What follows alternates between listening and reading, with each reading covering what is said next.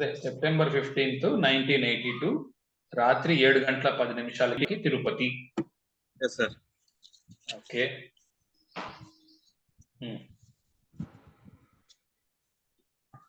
నువ్వే చెప్పాయి ఏం సెట్ చేసుకోవాలి. ఇక వింశోత్రి పెడుతున్నాను, ఏం సెట్ చేసుకోవాలి చెప్పు, పెడతా.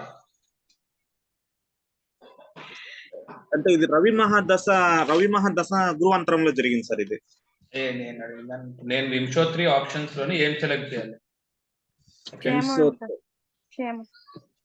వింశోత్రి ఆప్షన్స్ లోని క్షేమతార సెలెక్ట్ చేయండి. ఎందుకంటే లగ్నాత్ 6వ ఇంట్లో ఉన్నాడు చంద్రుడు. ఓకే, భాగ్యంలోని ఉన్న గ్రహాన్ని, భాగ్యంలో ఉన్న ప్లానెట్ ని తీసుకోండి. కుజుడు అయ్యాడు. ఓకే, పక్కన పెట్టుకోండి. ఎప్పుడైంది నాయన పెళ్లి? August 22 sir, 2010. ఓకే, నవాంశ చూద్దాం. చూసే ముందు ఎందుకైనా మంచిది. ఓకే, బాగానే ఉంది. 2010 ఆగస్ట్ అయిన అంటున్నాడు ఆయన. డేట్ అక్కర్లేదు, ఆగస్టు 2010.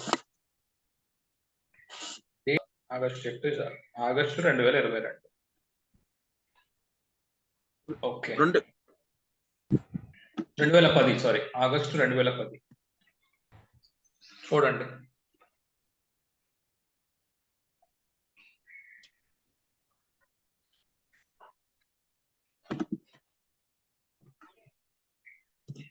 ముప్పై 35 సెకండ్లు లోని నవాంశ లగ్నము మారుతున్నది. ఓకే, మీరు ఇచ్చిన టైం ఏంటి? 19:10. ఇప్పుడు నేను ఇది 19:09 వేసుకున్నాను అనుకోండి. నవాంశ లగ్నము కిందకు వస్తుంది. ఓకే, స్కార్పియోలో ఉంది ఇప్పుడు.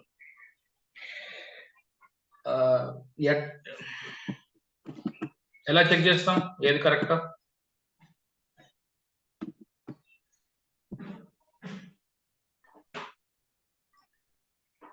D1 లోని పైసెస్ అయింది. ఓకే, D9 లోని స్కార్పియో అయింది. సో మనిషి ఎలా ఉంటాడు?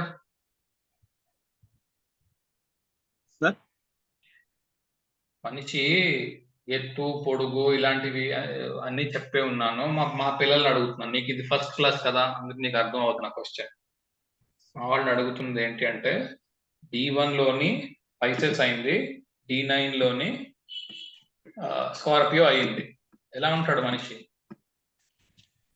సన్నగా ఉంటాడా, లావుగా ఉంటాడా, మధ్యస్థంగా ఉంటాడా? లావుగా ఉంటాడు. ఎంత వెయిట్ ఎంత ఉంటుంది? 84-85 కేజీలు ఉంటుందా? 80 కేజీలు ఉంటుంది. 5'6", 5'7" ఉంటాడు మనిషి. ఎంత ఉంటావా నువ్వు? సార్ 5.6 అట్లా ఉంటాను సార్. వెయిట్ మాత్రం అంత లేదు సార్, నేను 60 అట్లా ఉంటాను సార్. ఓకే, లావుగా ఉన్నట్టు కనిపిస్తావా పోనీ? లేదు సార్, లేదు సార్. ఉన్నదానికంటే పొట్టిగా కనిపిస్తావా కొద్దిగా? కనిపిస్తాను, పొట్టిగానే ఉంటాను సార్ కొద్దిగా. నాకు తెలిసి నువ్వు ధనస్సు కాదని నేను అనుకుంటున్నా. సరే చూద్దాం.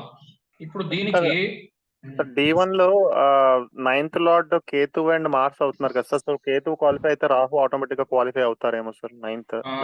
Good point. కేతు అవుతున్నాడు 9th lord, correct. So Rahu అయ్యే అవకాశం ఉంది. అలా కూడా రాహు క్వాలిఫై అవ్వగలుగుతున్నాడు. సో రాహువు, మార్స్, కేతు ఈ 3 ఆటోమేటిక్ గా క్వాలిఫై అవుతుంది. ఎందుకంటే కేతు క్వాలిఫై అవుతున్నాడు. 9వ ఇంట్లో కుజుడు ఉన్నాడు. 9వ ఇల్లు స్కార్పియో. సో స్కార్పియోకి లార్డ్ కేతు క్వాలిఫై అవుతున్నాడు కనుక రాహు కూడా క్వాలిఫై అవుతున్నాడు. మార్స్ 9th హౌస్ లో ఉన్నాడు. సో ఈ 3 ప్లానెట్ బై డిఫాల్ట్ క్వాలిఫికేషన్ లో ఉన్నాయి. ఇప్పుడు వీనస్ క్వాలిఫై అవుతుందో లేదు చూడాలి.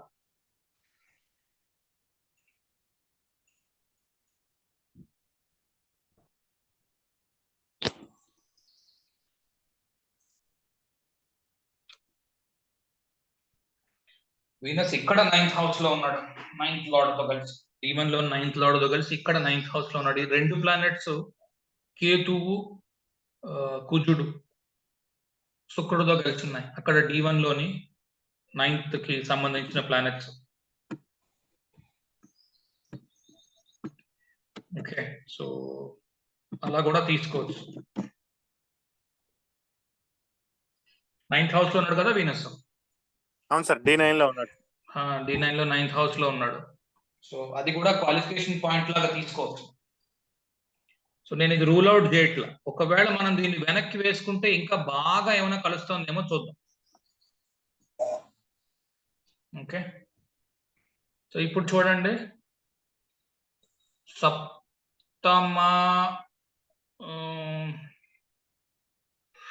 సప్తమం ఏమో ఫిక్స్డ్ అయింది. అక్కడి నుంచి ట్రైన్స్ లో ఉన్న ప్లానెట్స్ గురించి ఆలోచించాలి. అలా చూసుకున్న శుక్రుడికి ఇప్పుడు డైరెక్షనల్ స్ట్రెంగ్త్ లేదు అంతే. 10వ ఇంట్లో ఉన్న శుక్రుడు కాబట్టి, చతుర్థంలో ఉన్న శుక్రుడు అయితే డైరెక్షనల్ స్ట్రెంగ్త్ లో ఉంటాడు.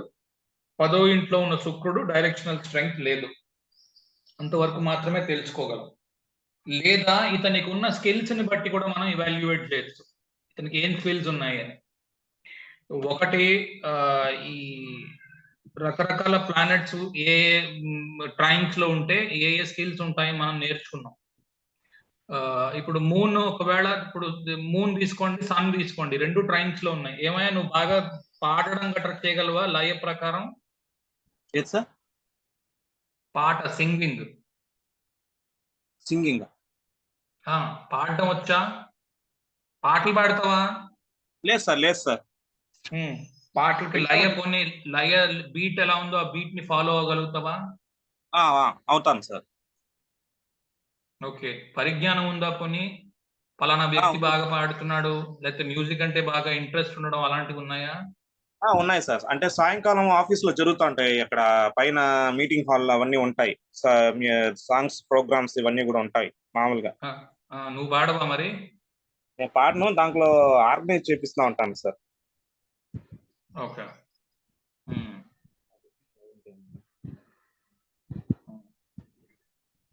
ఓకే. ఆత్మకారకుడు ఎవరు? సన్. సన్ నుంచి మూన్ 5th హౌస్ లో ఉన్నాడు.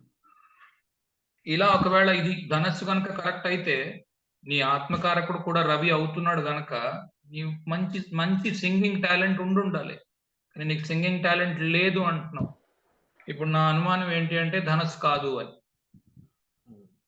వృశ్చికం అయి ఉండవచ్చు నువ్వు అన్నది. ఎందుకంటే రవి ట్రైన్స్ లో ఉంటాడు, మూన్ కూడా ట్రైన్స్ లో ఉంటాడు లగ్నానికి. ఇప్పుడు రవి ఆత్మకారకుడు అయ్యాడు కనుక ఇంట్రెస్ట్ ఉండడం వేరు, ఆర్గనైజ్ చేయడం వేరు. ఆర్గనైజ్ చేయడం చేస్తున్నావు కాబట్టి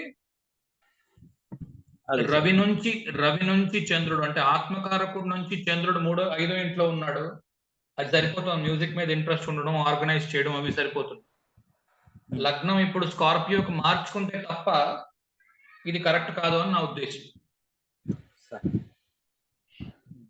ఓకే సార్,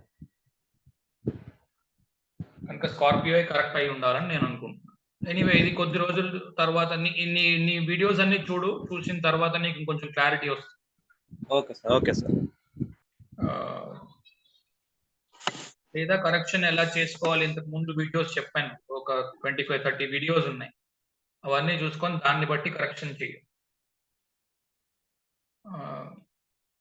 కాలచక్ర దశ చూడండి, దీంట్లో తెలుస్తుంది కొంచెం బెటర్గా.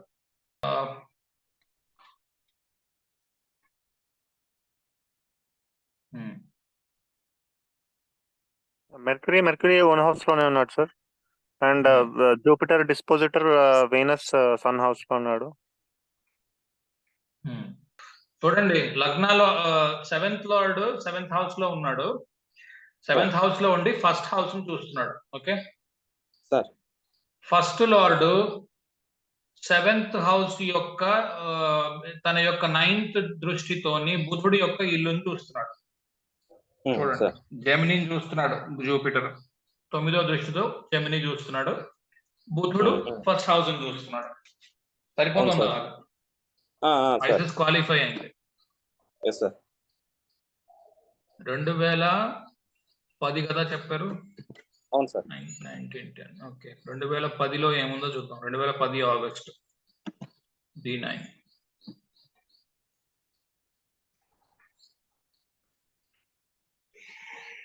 చూడు, ఒకవేళ 2009 అయితే మాత్రం స్కార్పియో అవుతుంది, మార్స్ వీనస్ కలిసి ఉన్నారు.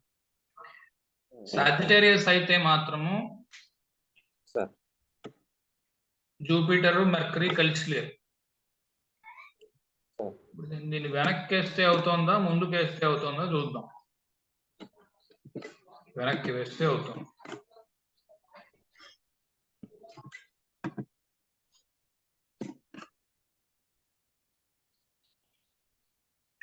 సో ఇంచుమించుగా నేను ఇప్పుడు ఎంత వేసాను టైము 19:06 చేశా. 19:10 ఇచ్చావు నువ్వు, 19:06 చేశాను. 19:06 చేస్తే నాకు స్కార్పియో వచ్చింది. స్కార్పియో తీసుకుంటే నవాంశలో సప్తమాధిపతి శుక్రుడు, లగ్నాధిపతి కుజుడు, ఓకే, ఇంకో లగ్నాధిపతి కేతు, ఈ ముగ్గురు కలిసి ఒకే చోట ఉన్నారు. ఓకే, ఇప్పుడు D10 ఏమన్నా మారిందేమో చెక్ చేసుకోవాలి. D10 ఏమన్నా మారిందా? మేషమేనా అంతకు ముందు కూడా? మేషమే సార్. సో D10 లో మార్పు ఏం రాలా. ఓకే,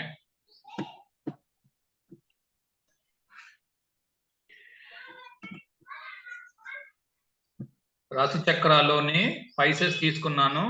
పైసెస్ లో తీసుకున్నప్పుడు మెర్కరీ జూపిటర్ హౌస్ ని చూస్తున్నాడు, జూపిటర్ మెర్కరీ హౌస్ ని చూస్తున్నాడు. ఇది సరిపోతుంది. ఓకే, ఇంతకంటే ఇంకేం అవసరం లేదు. ఒకరు హౌసెస్ ఒకరు చూసుకున్నా సరిపోతుంది. అంతర్దశ చూసినప్పుడు మాత్రం స్కార్పియో ఉంది కనుక స్కార్పియోని నేను చెక్ చేస్తున్నప్పుడు ఇప్పుడు లగ్నం కూడా స్కార్పియో చేసుకుంటే తప్ప నాకు ఈ స్కార్పియో మూవ్ అవ్వలా. సో ఇప్పుడు నేను 19-10 ఇచ్చిన దాన్ని 19-6 చేశాను.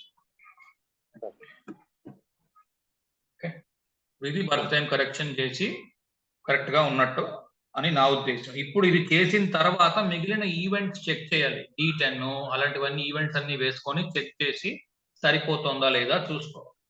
ఏ కారణానికైనా సరిపోకపోతే ముందుకి వెనక్కి చేసుకొని చేయాలి. ఈ ట్రయల్ అండ్ ఎర్రర్ చేసుకొని చేసిన హోరోస్కోపే కరెక్ట్ గా, అంటే కొంత టైం పడుతుంది ఆస్ట్రాలజర్, అంతేగాని ఇలా ఎక్కువగానే అలా ప్రిడిక్షన్ అలా ఇవ్వకండి. అవి ఏం కరెక్ట్ గా ఫలించవు, అవి ఏం కరెక్ట్ కూడా కావు. కొంత పరిశ్రమ చేయకుండా ఇప్పుడు మాక్సిమం పని సాఫ్ట్వేర్ చేసి మనకి ఇచ్చేస్తాం. మనం ఏం ఒక్కొక్కటి పట్టుకొని ఏం వేయక్కర్లా. ఇప్పుడు మీతో మాట్లాడుతూ నేను చేస్తున్నాను కాబట్టి ఎక్కువ టైం పడుతుంది. కానీ ఇప్పుడు నాకు నేనుగా చేసుకుని మీ దగ్గర మీ ఈవెంట్స్ నా దగ్గర 4-5 ఉన్నాయనుకోండి, నాకు నేనుగా చేసుకోవాలి అంటే నాకు 10 నిమిషాలకు మించి పట్టదు. కనుక ఆ మాత్రం పరిశ్రమ కూడా చేయకుండా మనం జాతకం చూసేద్దాం అనే ఉద్దేశంలో దయచేసి ఉండకండి. ఇది కొంచెం ప్రాక్టీస్ చేస్తే వస్తాయి, వదిలేయకండి. కొంచెం ఇబ్బంది పెట్టినట్టుగా అనిపించినా, మ్యాచ్ అవ్వట్లేదు అనిపించినా సరే మరొకసారి చూడండి. ఎక్కడో యోగమాయ అడ్డుపడుతూ ఉంటుంది, పూర్తి ప్రిడిక్షన్ ఇవ్వనీయకుండా. ఆ యోగమాయలో నుంచి బయటికి రావడానికి ప్రయత్నం చేయండి. ఓకే, ఇప్పుడు నాకు తెలిసి ఇది టైం 19:06, కానీ ఇది సబ్జెక్ట్ టు వ్యాలిడేషన్. ఇప్పుడు ఈ కాలచక్రాలో మిగిలినవి ఈవెంట్స్ ఎలా చూడాలి, ఉద్యోగం ఎలా చూడాలి, ఉన్నతి ఎలా చూడాలి, పైకి వచ్చింది ఎప్పుడు చూడడం, కింద పడిపోయింది ఎప్పుడు చూడడం, ఇవన్నీ నేర్పించినప్పుడు ఆ ఈవెంట్స్ ని టాలీ చేసుకుంటూ మనం చెప్పగలం.